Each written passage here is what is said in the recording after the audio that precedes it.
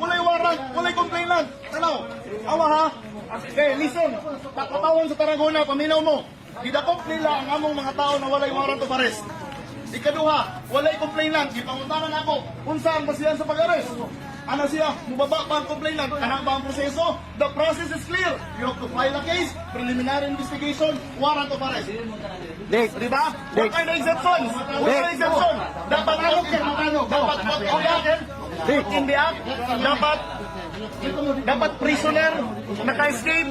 Wala ang mga exemption. Relax sir, relax sir. Ayun na sir. Pwede naman ako. Every second na mawala sa iyo, you are violating the rights. Relax sir. Papatukin mo lang tao. Papatukin mo lang. Papatukin mo lang.